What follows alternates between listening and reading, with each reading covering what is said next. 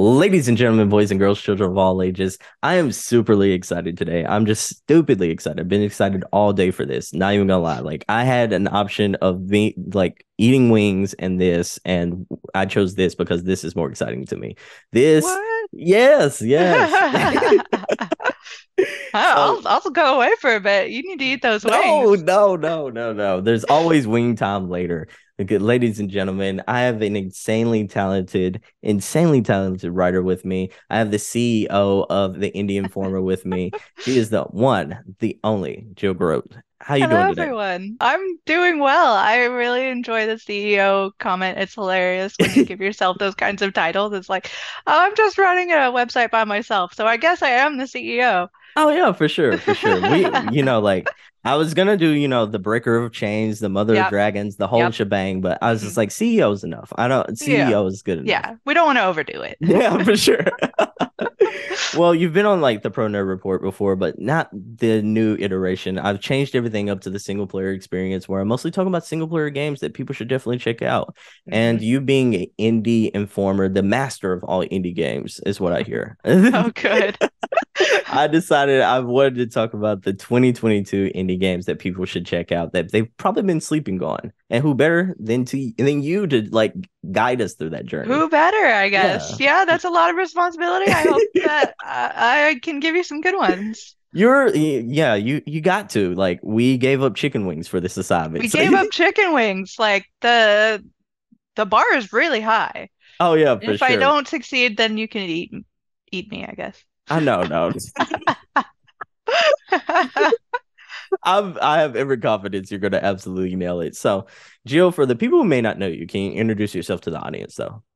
Yeah, I started out my gaming career sort of randomly, I guess, as a Game Informer intern.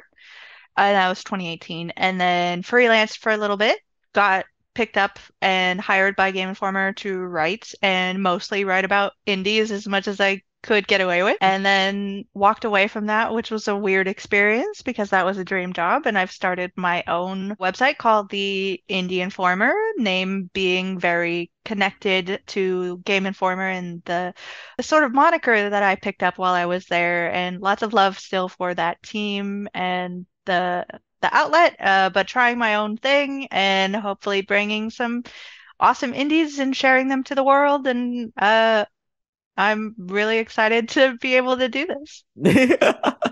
Well, thank you for being on the show and thank you for the contribution you're making to shed light on indie games. You're absolutely killing it. I read the Indie Informer all the time, recommend it to people all the time. So, Thank you so much. yeah, so you're doing big things and I can't wait to see your continued success because you're absolutely killing it. hmm So, Jill, I got a question for you. I'm ready. What so the top five games of all time for you are have like any of that changed in 2022? Has any game broached the top five for you? I don't think so because I Okay. think the last time we spoke, Tunic was on there. hmm So yeah, I think nothing has really changed Okay, since gotcha. then. Okay, okay. So let's change it up then. Let's talk about the topic of the show. What are the top five indie games in your opinion of 2022? Okay. Top fives are so hard. I think 20 plus games written down Oh here. my goodness. Can we talk about the top 10 then? We can expand? Sure. Yeah, 100%. Okay. So should I start with one or should I go Let's backwards let's and make like this dramatic. Let's make do the this drum crazy? roll, yeah, and let's start with Yeah. 10 and like wake our way down. Except anybody who knows me very well will know what my number one is. Or not even knows me very well, just knows me Oh a yeah. little bit. Okay, let me count. Let me count to 10. Hold on. One, Okay. 2, 3, 4, 5, 6, 7, 8, 9, and 10. Okay. Do I want to change any of these before? Okay. So I'm gonna start number 10 off with a game you and I were had talked about hmm very recently, and it is a walk with Yaya. Oh yeah, let's Yeah. go. And it is not a long game. It's about an hour long to finish. Um, it's very focused on a relationship between the protagonist and his aging grandmother, who's just hmm had kind of a fall and is kind of recovering from that, but is also aging and going through that process. And they have a day together Hmm. where he suggests going on a walk and they talk about things that connect them through the generations, things that don't like neither of them can understand about each other, things that are deeply touching and personal and like philosophies that, come from the grandmother that are like very traditional but very wise and like the anxieties that you feel currently in the job market. It's like Hmm. everybody's felt that and I that hit really hard home for me and things you can't understand about problems from the past like going through and surviving like major wars and like touching on racism and things that like uh, not being able to connect with the people in your lives or the people who are supposed to love you not loving you back or the way that you want them to love you. Like there are just so many really deeply personal, really well touched on themes. Hmm. And by the end, if you're not like teary-eyed, then Oh, I it got don't me. like. Yeah, I can't trust you. I was like, I was done with this. I'm like, I don't know how I'm gonna write this review. I can't like see my screen to like write anything. But It's a hard one too because like in that 60 minutes it's so story based that you really don't want to give anything away either. Like yeah. there's a lot of stuff that you kind of want people to experience themselves. And like I just spoiler alert, there's a moment to where like you first like hold her hand and I lost it. Like it hit me really hard. As a person who lost my grandmother during the pandemic, like Hmm. it touched me. Like it really did. It was like a touching moment of mundane, like it's just the everyday mundane moment of just doing something so small, just so simple with a relative that you just know, but not at the same point too, that had a life outside of being a grandmother, that had a life of Right. her own, and just learning about that. It's touching. It really is. And I was really impressed too with the way that they changed up the developer who's a single developer whose name escapes me Trent. at the moment. Trent Garlip. Mm-hmm. I am impressed by the way he was able to change up the gameplay Mm-hmm. because most of it takes place on a walk. So you're physically walking with your grandmother, but like throughout you turn into a cricket and you jump around and you play the piano and you sail a boat and fly an Airplane. airplane. Mm-hmm. So, and all of these things kind of harken back to whatever is happening in the narrative and moving that forward, and at the same time giving you something else to do rather than just making it a walking sim, so it like breaks up the gameplay in a really nice way. So yeah, I think it was really touching and innovative and not like people are not talking about it as much as I like it deserves. It deserves to be talked about, it deserves to be played. So that's my number 10 for this year for that reason. Okay, okay. So This is gonna be elegantly a put. long this is gonna be a long podcast if I have to talk that much about everything, but I'll try to be a little better about that. No, no, you're all good. So number nine. Number 9, I'm gonna go with Frog Detective 3. Okay, I have not heard about this one. Explain this one to me. Frog Detective is a series. This is the third and final chapter of the Frog Detective series. It features, as one might guess, a frog who's also a detective. Uh, and it is an absurdist humor game. It's kind of like in this particular game, you are going to Cowboy County, so kind of Western themed silliness.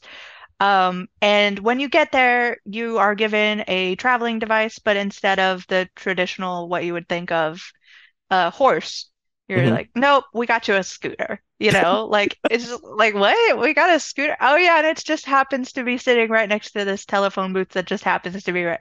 Like it's all just silly and ridiculous humor. The scootering is really fun. It's not necessary for the game, but like I got lost doing it. I was like jumping over sand dunes. Um, but you get to the town and there's a mystery. The mystery being all the hats have gone missing in Cowboy County, and you have to figure out how what's happened to them all. And you do a lot of really cute. You meet NPCs that are immediately endearing, but also very silly. You know, you meet I think it's a raccoon or a rat. I think it's one of those creatures that's kind of sly and they're like, I'm an outlaw, but I'm not breaking any laws and you shouldn't. Hmm. But I can get you some fake IDs or whatever you need, and they end up getting you something to help someone get into a bank, but they're not trying to actually rob the bank. They're trying to just get their stuff because they've locked themselves out of the bank. And it's like, what? At one point, the developer Hmm. comes into the game and breaks the fourth wall, being like, "Don't actually give your address to other people. This is a bad idea." Um, and then it actually like there's this whole beginning part, which is like you're doing little quests for people, and everything is like, I've lost my muse. I need a muse for art. And I was involved in some kind of trickery online that seemed scammy, but it actually turned out that I was the 1,000th person and I did get this glob of money or whatever. Um, but then you get sort of where you think is going to be the end, and there's a complete like I don't want to give away what happens, but I was not okay with it. You Oh know, wow. I was Okay. like, I was not expecting to feel like this in this game, and now I do, and it's Oh not wow. okay. And a Um, real M. Night Shyamalan moment, huh? it was something happened. Okay, okay, I'm not okay. saying anything happened. Um, and I was just like so glad to be able to like I'm glad that wasn't the end. It would have been a fantastic ending, but I was like, I know I need to keep playing now. Um, so yeah, Frog Detective 3. And then if you really enjoy it, you don't need to have played 1 and 2 to understand what's going on. Um, but if you enjoy it, go back and play 1 and 2. They're all short games as well. This won't take you, maybe it'll take you about 2 hours or so. Okay, not bad. Yeah. So yeah, 100% check that out if you can. Okay. Steam, I'm guessing, right? Yes. Okay. Let's see. Number 8. I'm gonna go with A Little to the Left. Oh, I've heard about this one. Yes, this is a delightful puzzle game. It's not a puzzle game in the way that most puzzle games are like, here's something to overcome and you overcome it Hmm. by doing silly things. This is a game, if you're the kind of person like me who's ridiculously rewarded by things being in the right place and in order. So the game is essentially about like you're given a row of colored pencils Hmm. and they're like, solve the puzzle.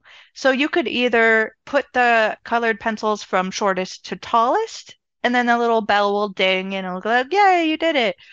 Um, or you could put them in like rainbow color order and it'll also ding, and you might get different amounts of like stars for doing kind of more creative puzzle solving. Hmm. Um, but it graduates to like full-grown desks where you have to find where everything goes, or like a workspace that has all these different tools, like a saws and rulers and like oddly shaped things. I couldn't tell you what they were. Hmm. Um, Putting them together, and there's just something so relaxing and like it scratches that itch so well of just like putting the chaos into order, and it's got this lovely relaxing music and you're just like, yeah, everything's right. I made everything in the world just perfect. That sounds fun.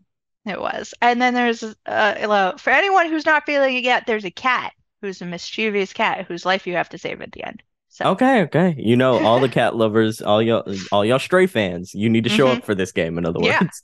get in it. Okay. Moving on to number 7.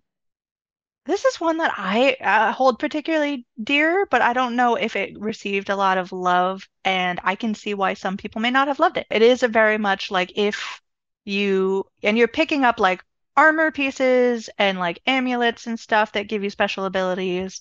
My way to go is always the parry. If you can parry and get health back, like that is 100% the way to go. And then at the end, you usually face some kind of like giant boss, which is creepy and monstrous, but the gameplay changes up how you attack this thing. And then it's a time loop game. And I don't want Okay. to talk too much about like what happens for each loop, but you are trying to get to several different kind of goals. And like it's really cool, and I really want people to check this out if they haven't because it's so worthwhile. I know that the developers were talking about making the difficulty a little less difficult. Um, so yeah, so it should be more accessible by now, I believe. But 100% go check this out. And if that sounds like your kind of thing at all. For sure, go check it out because it's on Game Pass. Yeah, yes, it is. I wasn't 100% sure if it was still there, but it is. Okay. What am I on? I'm on six. Yeah, you're mowing through it. I'm mowing. No. I'm getting to the point where I'm like, should I? It's now getting hard to choose between the last six. Yeah, it's like, should I say this one or this one? Oh, Um, I'm gonna go with Bear and Breakfast. okay, okay. Um, this is a little life sim or building sim sort of Hmm. thing where you are a bear, like you are, you know, walking around in the forest like you do. And you come across this inflatable shark. You can Hmm. tell that it's you can tell what kind of humor this is already. Um, and the inflatable shark is a mascot for some kind of building company, which represents, the sort of the Airbnbs and the like capitalist interests, not really caring about who's doing the work, not caring about their labor source, not caring about the area or what it does, or not caring about the people who are using the service, but really just about money. But being a bear, you're sort of naive to all of this.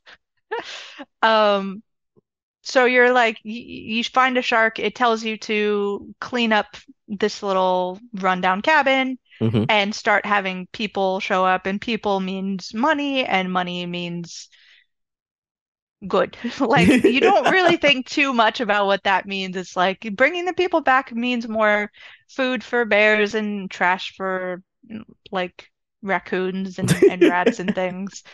So you just blindly sort of move forward. So there is the element of managing your hotels and bringing in money and like building like rooms that Hmm. and building things that go into the rooms that will increase your sanitation and decoration and functionality and that sort of thing. So you've got all of that. But you also have sort of you keep unlocking different places, and in each different place, you build a new thing. But there's an ongoing narrative that I really enjoy of just like, what exactly are you doing to your surrounding area? Like, it sounds like what you're doing is good, but is it really? Like, Hmm. there's something going on in your dreams where you see like some ominous presence that Oh. you're like not really sure what's going on with that. So on the one hand, you've got this very charming, I mean, the art style is absolutely unbelievable. It's hand drawn and just like you could just stare at this game. Um, but also there's something deeper going on, which I always love in a on the surface kind of cozy game Hmm. where it's got more to it than meets the eye.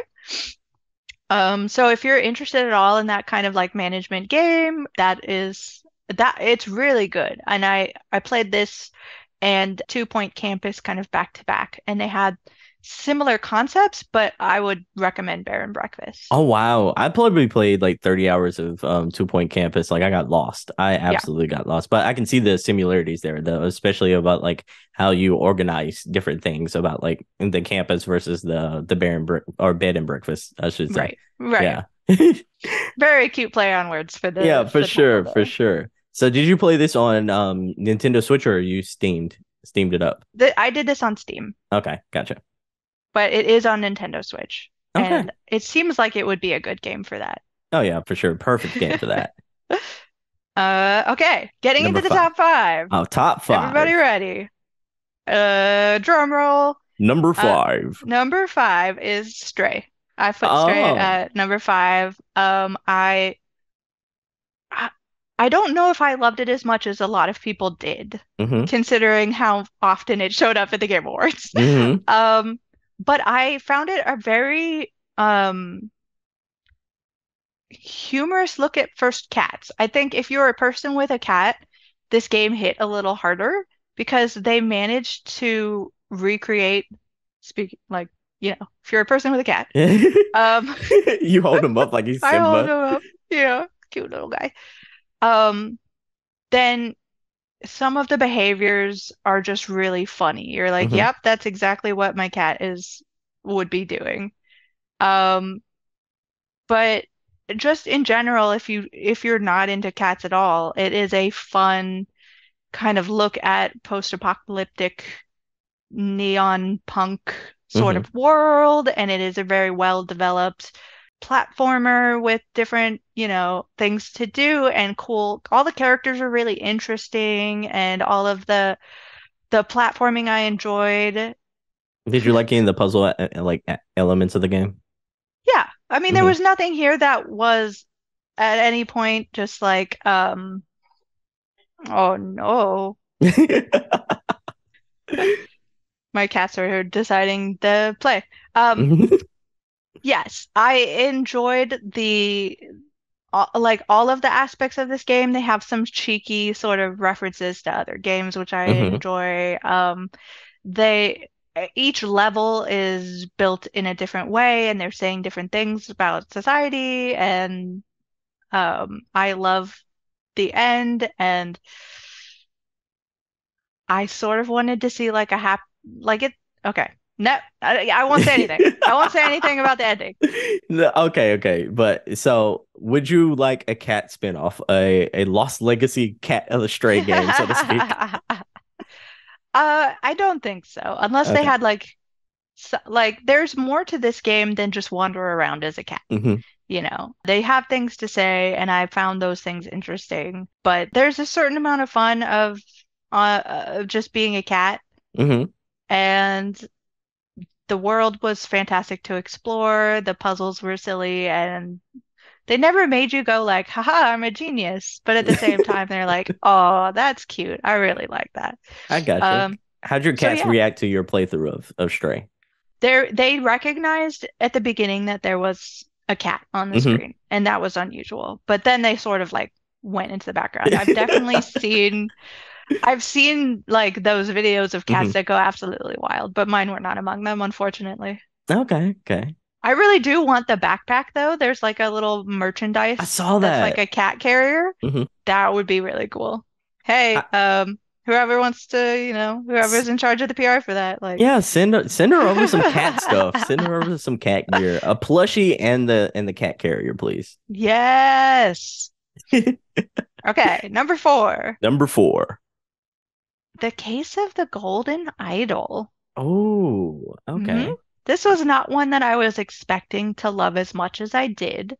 I think originally it caught my eye during the Steam Next Fest, Mm-hmm. and I was like, I'll just check this out. It's kind of like around that time it was Halloween. I'm like, I'm just gonna see what this is all about. And then it was this very clever um detective simulator, I guess is the best way to put it. You are given kind of a scene which moves slightly, kind of like a Harry Potter newspaper. Mm-hmm. It's like one picture and it kind of moves, but it's not a whole like segment. Okay. Um, and you go around clicking on things to figure out what exactly has happened. Oh, hold on, I'm gonna see. Looking for the light. Bless you. Woo! Um, And the cool concept here, it has a lot of like Return of the Obra Dinn to it. Okay. So if you liked that sort of game, this might also be for you. But what I liked better about this game than Obra Dinn was that it made you feel really smart, but it was also very, very cleverly developed to not let you get terribly lost. Because in Oberdin, there were plenty of times where I'm like, I would never have figured that out without looking that up. Like, I'm just not that smart. But this game makes you feel that smart. Hmm. It's got a really good like helping system and hinting system. But beyond that, it's the cool thing about it is you find in the world like words Hmm. and they all get put into a little notebook.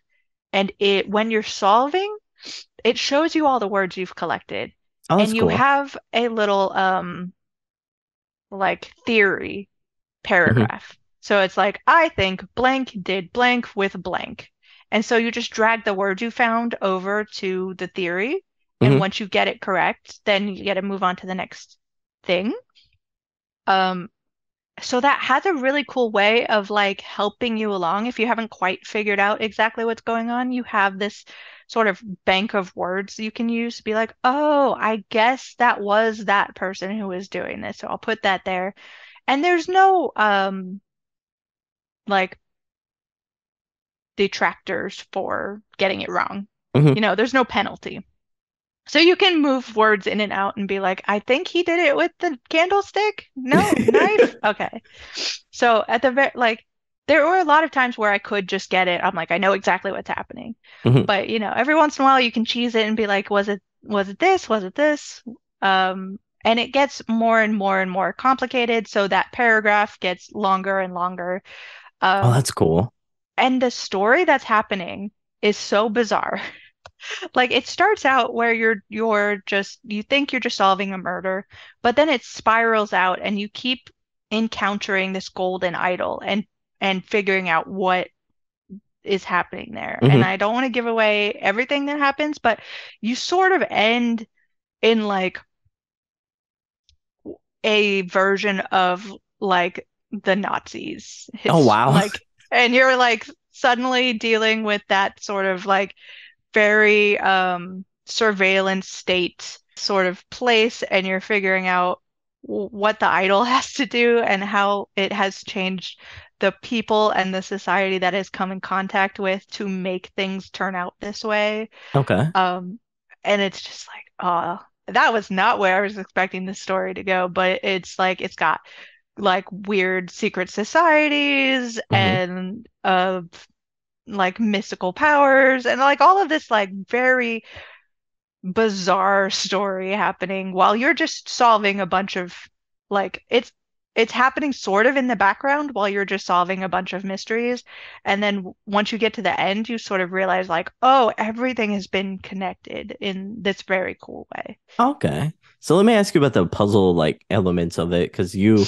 mentioned earlier that they do guide you a little bit. Is it Mhm. to the level of like God of War Ragnarok where like No. because I'm like God of War Ragnarok will basically solve some puzzles for you. Yeah. Like yeah, God of War Ragnarok is so in your face. It's like I haven't even had time to like look at the puzzle and they're telling Hmm. me how to solve it. No, this is it's like I keep saying it's cleverly designed because it gives you what you need Hmm. to put the pieces together yourself and you feel smart. Okay. Like you feel like detective extraordinaire because you've put all the pieces together.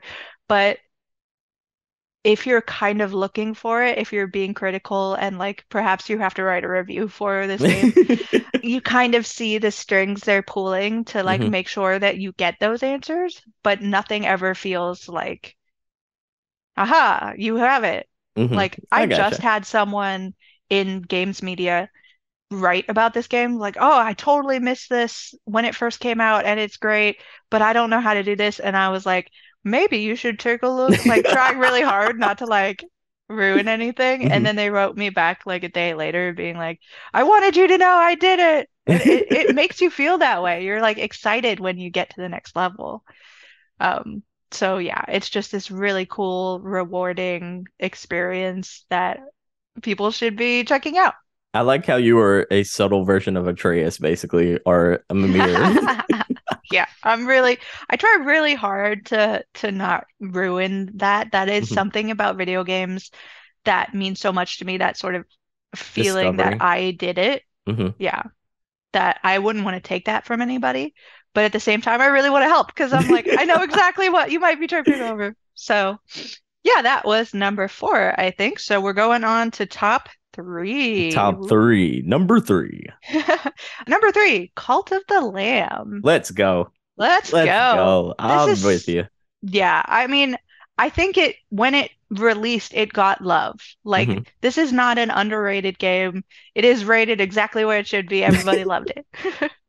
I think there are some people who wanted more of it to be more of a roguelike Hmm. than it was, because that was a big beat in like the advertising for Hmm. and marketing for this game. But I was really pleasantly just surprised to find it so much about the life sim and like managing my cult and the roguelike thing just being like something that helps support that. Yeah, for sure. Um, but I had a great time like I literally would start to play this game and then look up and it would be hours later and I had no idea where the time had gone. And I love that they did a Halloween update that was totally for free and you could like see ghosts and like I think it was called Curse of the Blood Moon or something like that. Hmm. Um yeah, so and I really want there to be more of this game, so I'm really glad for that update. I hope there are more in the future. I haven't heard anything. Um, but I would love to be able to like come back and they're like, there's a whole new place to discover, Yeah. because if it wasn't fun enough, like you've got a place to go play a little dice mini game Hmm. or a place to go like do a fishing mini game. One of my favorite fishing mini games. Maybe I should do that list of I like think my you top should. fishing mini games of the year. Cult of the Um, Lamb has to be up there though. yeah, If not number one, 100%. because that one was so good. It That one was so was. good. It was Easy and fun. And I would like find reasons why. I would definitely do that ritual that was like The people want you to fish. go fishing. Hmm. Yeah. So, because I wanted to go fishing more in this game. Um, yeah, so there's nothing about it. Like I have nothing original to say about it except that it's so fantastic and people should be playing it. It's great on the Switch, it's great on PC.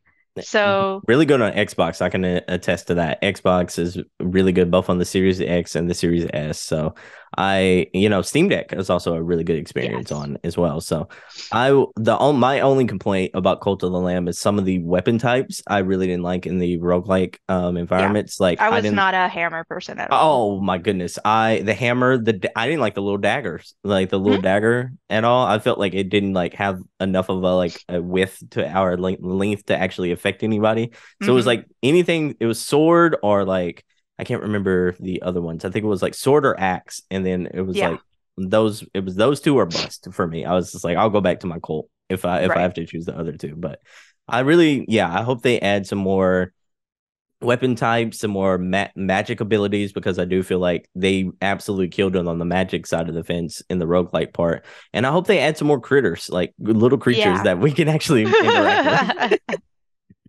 What would be your number one, do you think? Would you want to be Oh, added? sloth. Oh, that'd be good. Do they have a penguin? I don't think I remember a penguin. I think I've played semi recently within the last couple of weeks, and I saw like a giraffe looking one and an elephant one, and I was like, oh, they're progressing. And then I think I saw a llama base one as well, and I was like, oh, Right. I like the llama. I don't trust them, but I like the llama. Watch out, they spit. Yeah, exactly. Oh, Cusco. Yeah, so I No, that don't was think that Aladdin that's reference. That was Aladdin, right? it. It's possible. Watch Was that out, the they spit. genie? I think that was Genie from Aladdin. Yeah. Yeah. Uh-huh. Cusco is also a good pool Oh though. yeah, for sure, for He sure. might be an alpaca. Whatever. Yeah, I think One of so. them, one of them is very mean, one of them is okay. I Hmm. think it's alpacas are there. I'm gonna See, now say I'm going back and forth. I'm gonna say anything that spits on you is mean, Yeah, whether it be intentional or not. I got beef with you. I think that's a mean kind of that's action. a mean animal. Oh Yeah. yeah, for sure, for sure. So, Jill, what's number two? Number two, Number two. we're getting up there. It's Mhm. immortality. Oh my goodness, Uh, so good. it is so good. And the thing about immortality was I'd heard about Sam Barlow and his types of games. Mhm. For anybody who doesn't know, he does like video sort of games where you are watching clips of things and clicking through and finding mysteries. And this is not really any different from that in concept.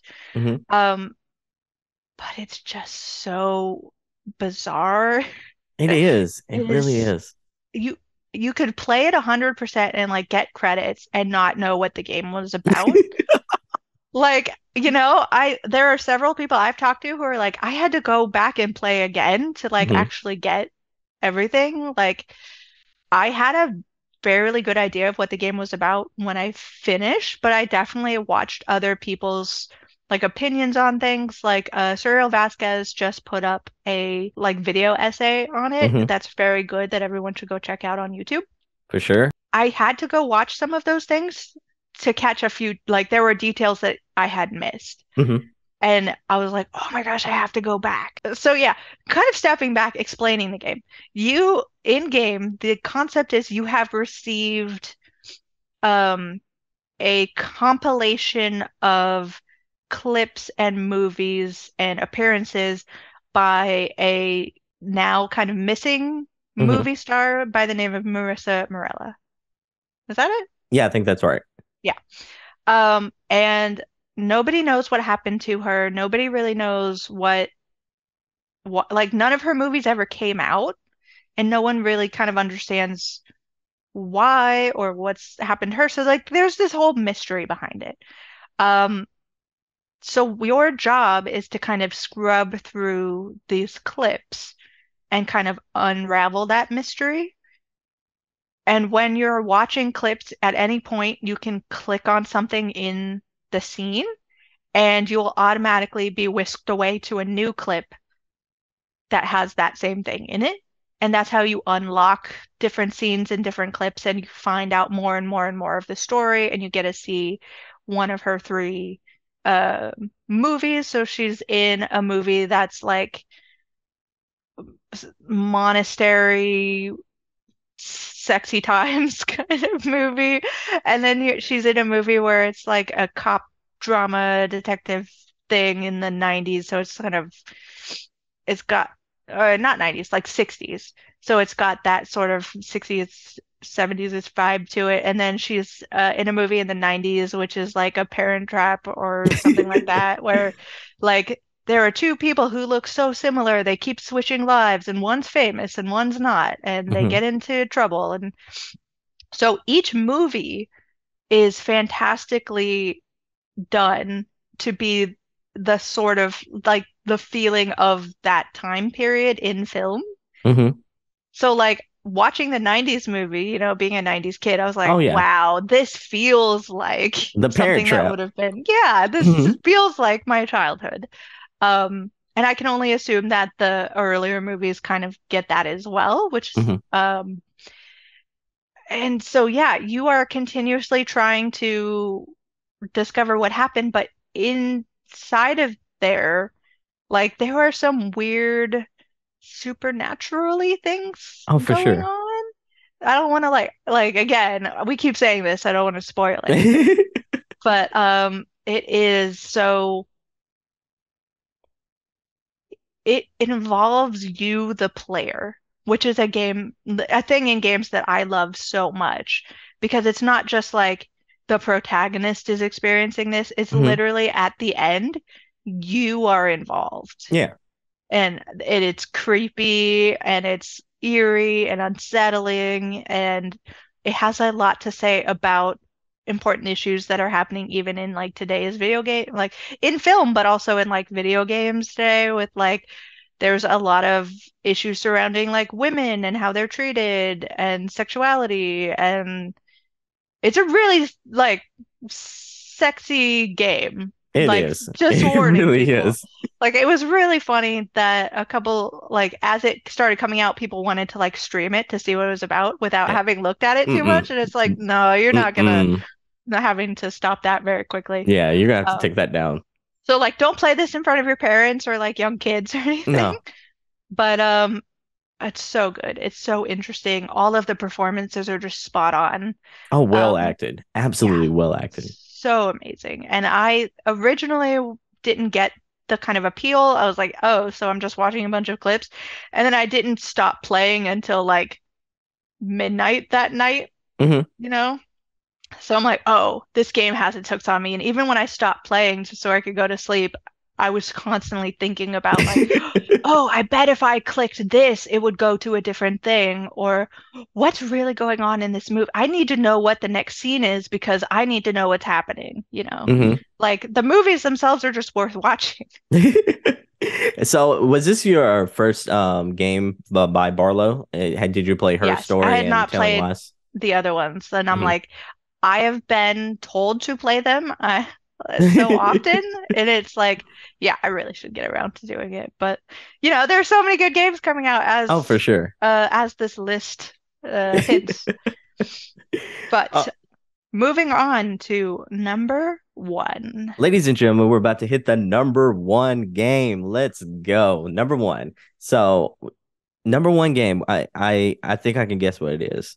Yeah, I think I already know. So let's I'll hear go ahead. My number one game of the year, and probably very high up on my list of games overall for all time, is Tunic. it. Yep, there it is. Not a big surprise there. Hmm. Yeah, I've talked about this game, I think, with you, and I've already explained sort of how much I love it, and I really hope that people get to try it out. Um, I think it's sort of contentious.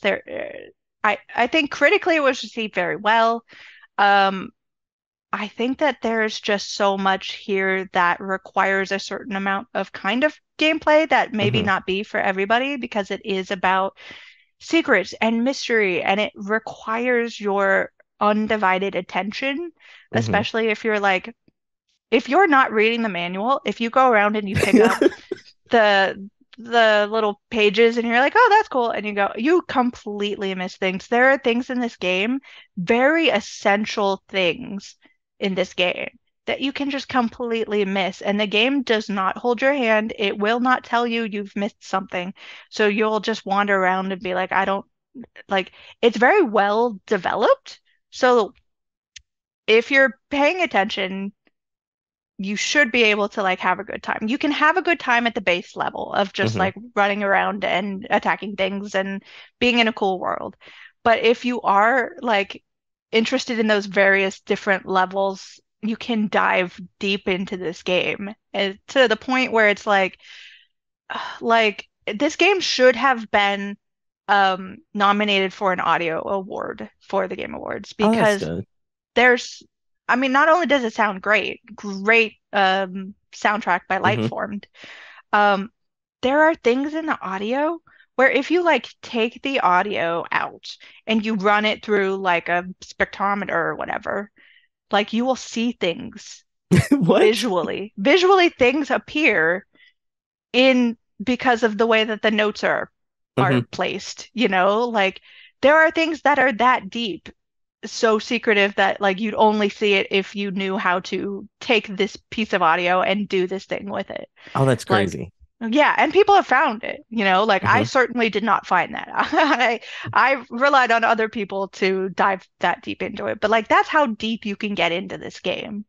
Um, and I want so much to like lead people to those deeper levels and Hmm. like really engage with it, but you can't do that. So a lot of people like like there's in the game, very accessible, love it. There is a ability to have basically like invincibility mode, Hmm. like you can't get killed, but like tune away if you don't want to hear spoilers. During the game, at one point you have to be killed to experience the second half of the game. Hmm. So for a lot of people who played it with, no kill mode or whatever, they got to that, like they beat the end, the credits rolled, and they literally had no idea that they had missed an entirely different section. Like half the game was they missed it Hmm. because they thought, okay, that's the end. So if you're that person who's playing it, you're like, okay, it was a fun little like Zelda-ish, Souls-ish, like romp through a cute little world that, I'm not sure 100% what was happening, but um you beat the guy at the end and then you're done. It's like I'm sorry to tell you, there's so much more to it. And I've had a couple of those conversations. And even things like there's little secrets that aren't like major things. Like you can change the color of your fox, but you I might didn't know never, that. yeah, you can change the color of your fox. I didn't know that. There is a chamber somewhere in one of the beginning areas that you can find behind some trees.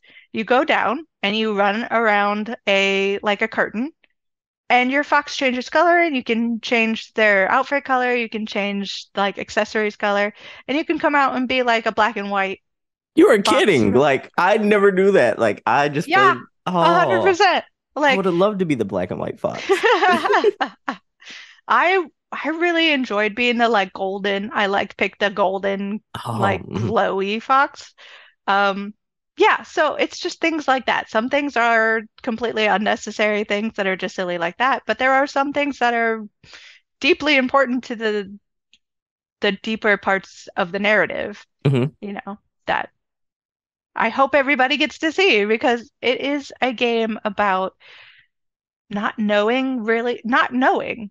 You know, No, you you're don't not know told where to anything. go. You don't, you're the manual that I'm talking about is written in a gibberish language, which you can translate. Um, I'm not the kind of person who can, but people have done it. Um, and it tells you exactly what you need to know, just barely enough to keep you going in the right direction so you don't get totally lost. But it's not going to tell you a whole lot. So it is that feeling of being a child again, of like playing a game and not knowing what it's about or where to go. And when you're someone who plays video games kind of for work, but also just someone who plays video games a lot, you know, who starts to recognize like, oh, this is this and this is this. Like you start to recognize patterns and they become staler and you try to look for new and innovative things because of that. Playing this game will let you replay things like, you know, your childhood experience with like Zelda for the first time, you know, Mhm. like and have it be like it was when you were a kid. You are discovering everything is awesome in the sense of like being full of awe, you know. Um, so yeah, That's cool. I can't like I can't explain everything that happens because it's all spoilers, of course, but I don't I have so much love for this game and I cannot like tell people to play it enough. And I want everyone like I want to be on everyone's shoulder as they're playing so I can like explain like, oh no, have you leveled up? Because if you're not leveling up, maybe that's why combat feels bad. And then Mhm. people are like, you can level up. I'm like, no. I didn't even know you could change colors, so I'm one of those people. No, I mean there's something like that in Mhm. like every level of this game, but um yeah, it's just a lot of fun.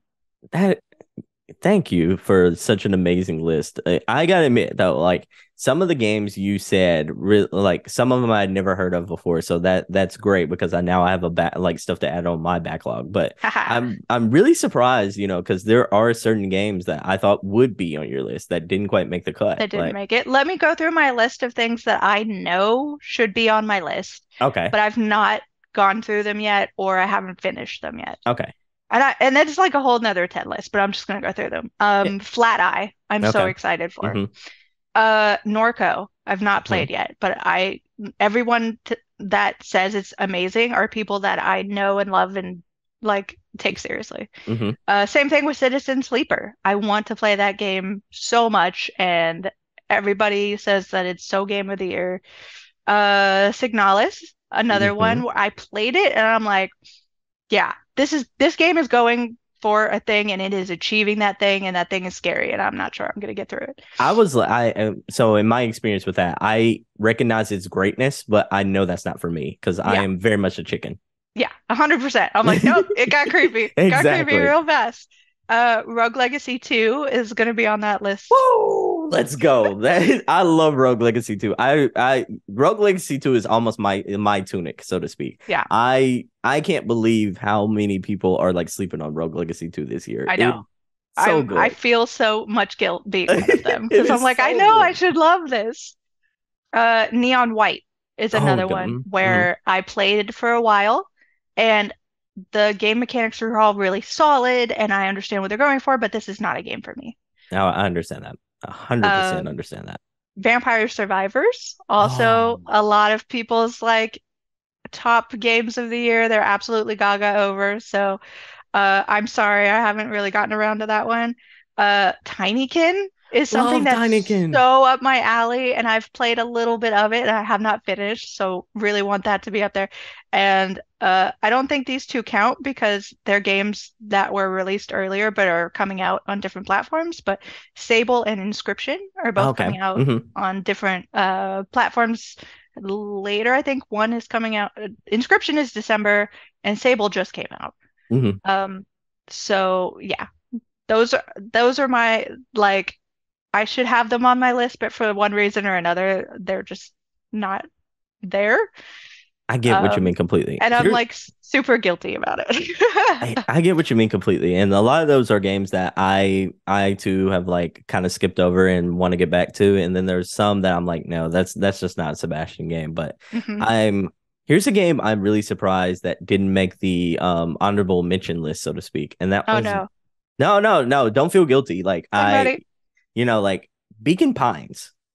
Mm, Beacon yes, Pines, especially considering you seem to like mystery games quite a bit and yes, like the sense of like an underlying story. And I feel like that one is a game that, even though it's kind of like Peaky Blinders in the sense of its narrative, it is very much almost like the aesthetic is so Winnie the Pooh that it kind of meshes well. It's almost like a mystery version of Cult of the Lamb if Cult of the Lamb was a point and click adventure game. right. It's got a really Uh-huh. beautiful art style, and I have dabbled with it. I played it like I want to say a couple of years ago, but Uh-huh. I don't know if it was that long ago, for a preview. And like early game, and it didn't really stick in my mind. So when it came out, I'm like, okay, I've got other things I'm doing right now. I Hmm. know I've played this before and it didn't stick with me, but then I heard people talking about like how much they loved it. I'm like, oh no, this is another game, but I just like it's just you being such a big fan of mystery type games or like mhm, games that have a different element to it. That's the only reason it surprised me because I get it. Not every game's going to speak to right. every single player. But So I mean, it does seem like it should be a game that speaks to me, so I'm putting it on my list. no, I don't want to be responsible for an additional additional game on the list. I Nope, f- it's on there. Too bad. oh, with great power comes great responsibility. I'm So gonna be like trying to get through all of my like must play before the end of the year games and texting you and be like, why did you do this to me? Oh, for sure, for sure. I'm gonna feel so bad. I'm gonna feel so bad. But I do have a question for you. Two questions before we go.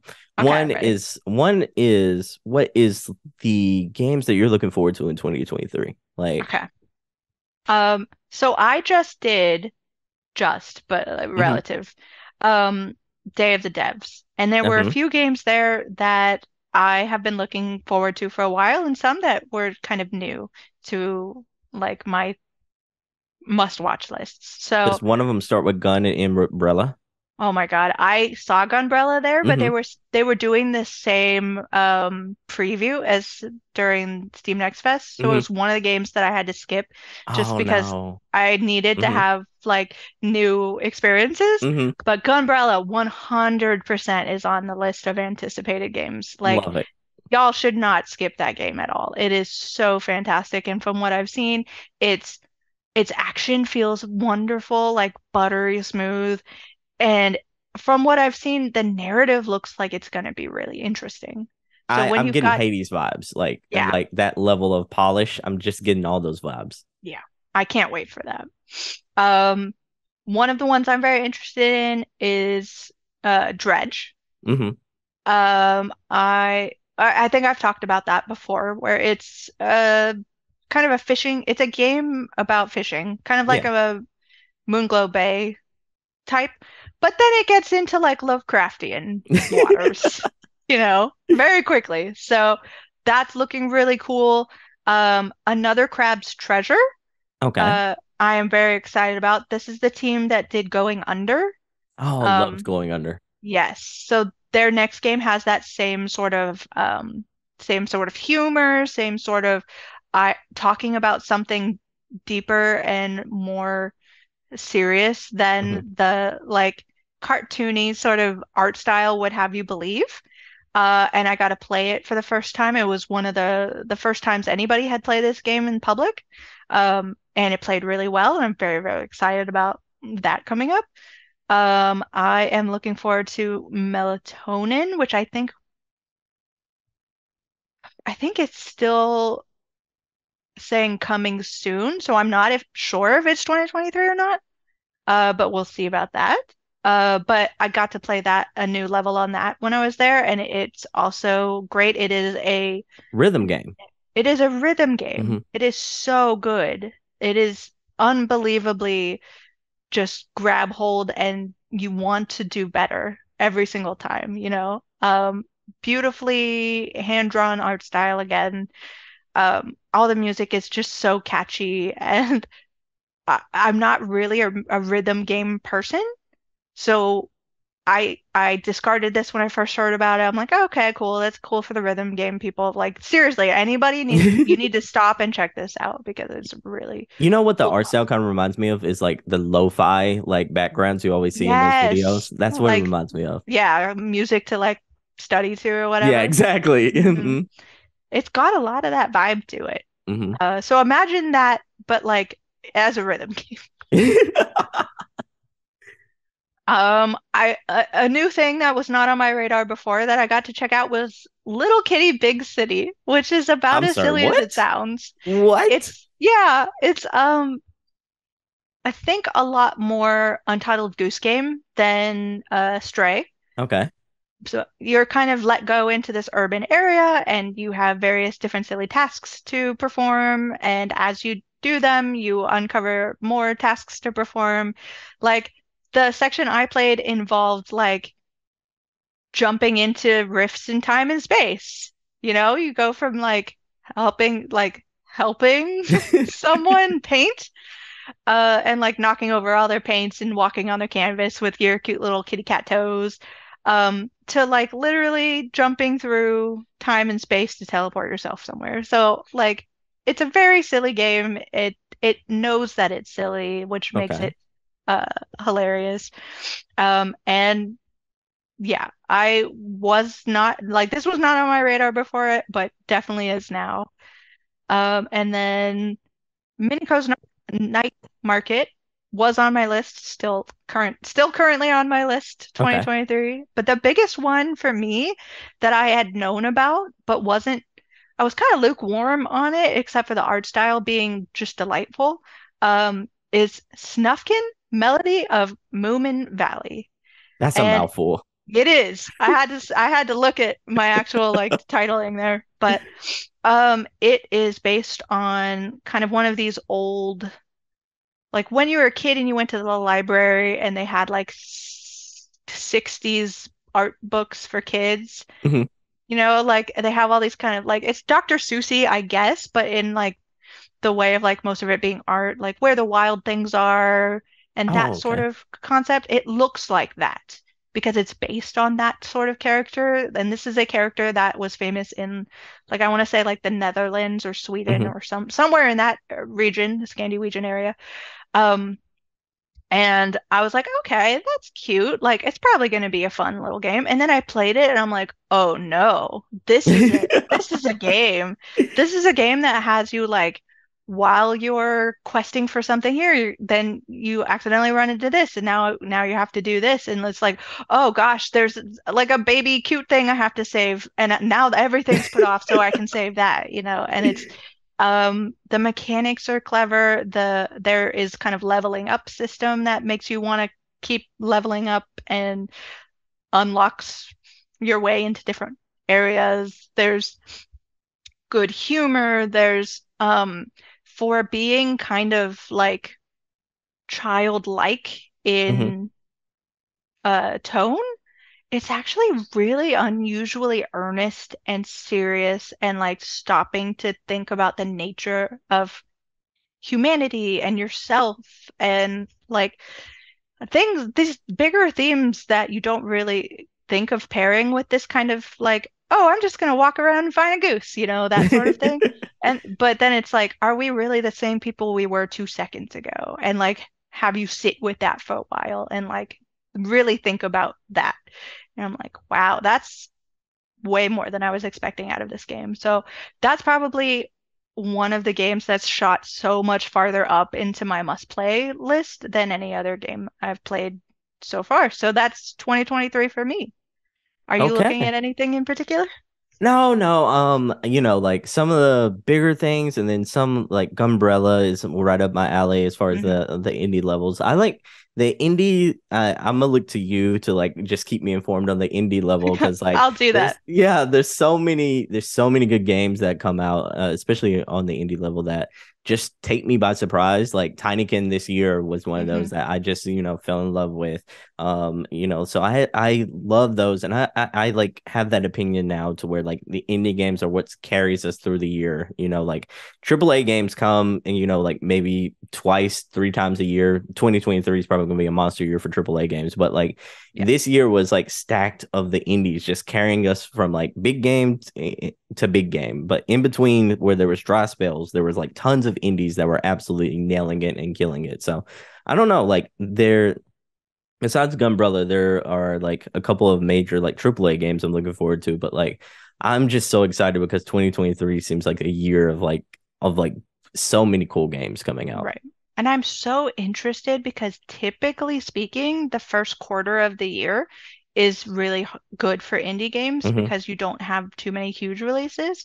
But so many big releases have been pushed back from like a wintry time this year to early 2023 January, that February. I'm really interested to see what that does to the indie landscape and how they maybe shift to support that or get around it, or if there is a kind of battle between indie and AAA, and to see how this continues because they're doing really well in overall. Like if you look at Game Awards Hmm. and the nominations for that, like how many indie games are getting put into those categories, and categories that are not just like, oh, these are the indie categories, like categories like action adventure are, Hmm.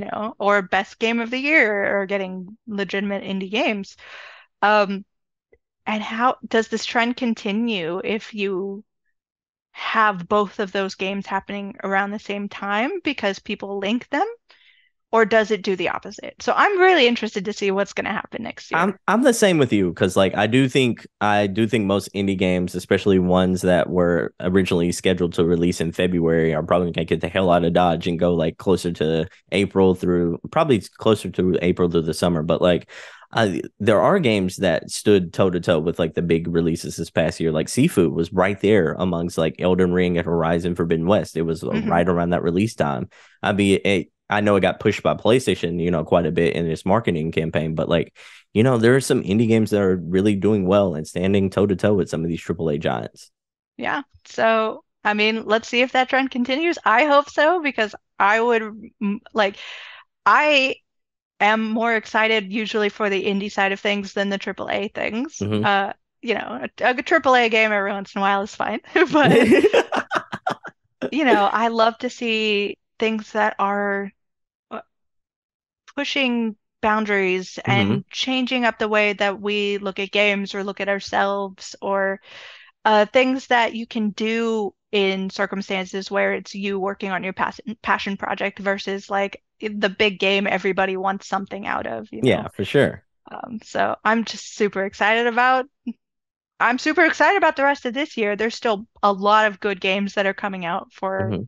December, but also looking forward to 2023 and looking forward to covering indies on my own indies site for the first time in a Hmm. whole new year. So that's going to be amazing. So Jill, we reached a portion of the show I like to call, the rapid fire portion. Oh Where gosh. yeah, we're asking some rapid fire questions. And last time, you threw in some heavy hitters when you're on the Pro Yep, Nerd Report, the pepper like the pineapple pizza and everything like that. So, it's good. I'm interested to see what you come up with. I had to pick different questions because you already been on here before, but Hmm. I'm just gonna hit you with some heavy haymakers and see what comes to play. Are you ready? Okay, I'm ready. All right. So, which holiday has the best food? Popped in my head Thanksgiving because we just had Thanksgiving. So Oh, I'm okay. going there. Best Okay. food. Okay. Okay. So, what is the best cocktail drink? Um, Something with a silly name that you kind of feel embarrassed to have to say out loud. Okay. Okay. I like that. I like that. What is the best controller of all time? Might be the dual sense. I'm I'm not right there with like, you. yeah. I love I've it. always, I have always sort of, I don't know if this defeats the nature of the rapid fire, by the way, but No, no, go ahead. I've always gravitated towards PlayStation controllers because when I was originally getting into games, being 9 or 8 or whatever I was, like the controller for Xbox was like Huge, trying to massive. hold, there was nothing, and like being a little girl, like, Mhm. your hands are so tiny. There's nothing you can do. Like I'm running from one side of the room to the other to try to hit different buttons. So yeah, I think the DualSense has done a lot of really cool things with haptic feedback and uh the way you can like hear different things. One of my favorite things from God of War, which I just finished playing, was hearing the jingling of like the sleds Oh, anytime you're on a sled. Oh, so good. okay, okay. So, did you happen to shed a tear in God of War? No, I don't think I did. I Oh, got like I felt the emotions, but I don't think I ever got overwhelmed to that degree. oh, you're a strong person. It hit me. Yeah, it got me. It got me. It got me. I'm not to spoil anything, but Kratos was sitting down at one point, just sitting down and talking to Atreus at one point towards the end. And I was like, oh, it got me. It got me hmm good. hmm But so yeah, ladies and gentlemen, also don't forget to check out the deepest dive. Jill is absolutely killing it. Woo. They did several really in-depth episodes on God of Like War. in depth, all of Hmm. them are at least like 4 hours Oh long. yeah, for sure, for sure, So be prepared for some time to for sink sure, into those. for sure. So, all right, so you are invited to a party. What Okay. is the food that you're bringing to the party? Something I don't have to make myself. Oh God. I am not known for my culinary skills. Okay, okay. What are you picking up from the store then? I'm like, Uh, I think it's gonna be something I like. So it's gonna be like a snickerdoodle cookie or something like okay, that, okay. Something if no one like super eats, you can take all of it home and not feel ashamed about. Exactly. 100%. There we go. I'm right there with you. I'm right there with you. So, if you're in Hogwarts, you're doing your thing. hmm I got a two for you. You're Yep. in Hogwarts, you're doing your thing. What house are you in, and what's your favorite class in Hogwarts? Hufflepuff. Right there with you. Um, Maybe like potions or something sort of nerdy. Okay, you would have been potions. Yeah, I I'm think I would have been doing surprised. potions. I'm surprised. Even with let's just say you went with Harry though. Would you have been okay with doing potions with Snape? Or does that change anything? I guess. I mean, didn't they have for a while? There was another like, yeah. I don't want to anything that doesn't have to do with Snape. I wouldn't have wanted him as my teacher. Like yeah, and by the way, to answer your question, you had Slug, who was like for the upper years, he was like their potions professor, but Okay. like yeah, I would have probably leaned Charms on that one because you Okay. had Flickwick, and I feel like he was consistent. He was pretty fair all the way through. But yeah, You're no, being very practical about it. You're like, I want to make sure that I have someone I vibe with, that I hmm can pass this class with. exactly, exactly. Because you know you're not passing a class if Snape doesn't like you. No, for sure not. It's For gonna be sure that not. one who's like, you pass someone else's homework in with your name and he still Mhm. gives you an F. For sure not. All right. The last one is the hardest question, and I saved the best for last. So, Oh Jill, dear. you've been, all the major bigwigs of the game industry come to you, and they were like, "We need you to pick which franchise we're going to revive. We need to revive a franchise. What in your level of fandom are you bringing back? What's the Jill game that you're going to be like, we need this. I'm bringing it back. So say me." Franchise. darkness would I bring back? Like, first of all, I love the idea that like anyone in the industry would come to me for this. Um, I don't know if there's really a Is there a like, you know what game? I It would doesn't. really like to see actually Okay. with kind of modern things would be Eternal Darkness. Hmm. I would love to see kind of a modern adaptation or interpretation of that game because you can't really go back and play it with any, No. like, it doesn't have the same feeling because when you first played it, like, it was early 2000s, I want to say. It's not that great looking. Mm-mm. Like, It is it not. doesn't give you the, like, when I first played it, it really scared me, you know? But now looking at it, you can't help but, like, wow, it looks real doofy, doesn't it? Hmm. And that like ruins the darkness, scariness of it. So I would really love to see that either remastered or remade or just a completely new interpretation or some version of that where they like completely screw with you in some way. Perfect. That would be perfect. Okay. Okay. So, in other words, you're getting Blue Point to completely remake this game for you. Yes. Wouldn't that be amazing if Blue Point was like, and now, because Jill has said so. You wouldn't be scared though, like, or Oh, would? I'd be terrified. I'd be Okay. terrified. But like, I love that game so much. Okay. Okay. I can respect that. So, even though you're a chicken when it comes to horror stuff, like I am, like you're still willing to put yourself Yep. out there for this one. hmm Okay. Okay. So, our final question then: where can the good people find you, Joe? Yeah. So my website is the Indian Informer. You can Google it and it'll pop up. But also I am on Twitter as long as Twitter's around. At Finruin, Finruin. I've also made the hop over to Hive, and I'm also at Finruin there, Finruin. So check me out wherever you are. Okay, you hear that, everyone? So I'm going to have the link to the socials and the Indie Informer in the show notes. So definitely be on the lookout for that. Jill, thank you so much for being on the episode. It was great. It was great having you back. Thanks for having me. Such a I fun love conversation I every love time you're on. nerding out. You basically just let me come on and like talk for hours in a way that like most people are like, she's still talking about indies. No, But man, I love it. I absolutely love it. It's that level of expertise and that enthusiasm that I absolutely love because you always bring it every single time you're over here. You always give me such good like recommendations, such good conversation. So I thank you for really coming back on the show. It means a lot. yeah, thank you so much. I love being able to share my enthusiasm. It's really what the Indian farmer was about, was just being able to like put all this like energy into something. Hmm. So being able to like come on and have people take me seriously and being able to like tell you, no, you really should play this game, it means a lot. So thank you. No, anytime. So the next time you're on, I'm gonna have to find five new harder questions around Robin to throw It your just way. keeps continuously like getting harder and harder, more personal. Like, Yeah. are you loved? Like, what? Dang. I don't think I'm gonna go that deep, but yeah, You I'm never definitely know. You never yeah. know. No. I don't know which way the wind blows. But thank you so much for being on the show. And until next time, keep gaming and peace. All right. So what'd you think? That was great. I love it. Yeah. Oh, thank you again. And I meant what I said. Thank you so much for doing this.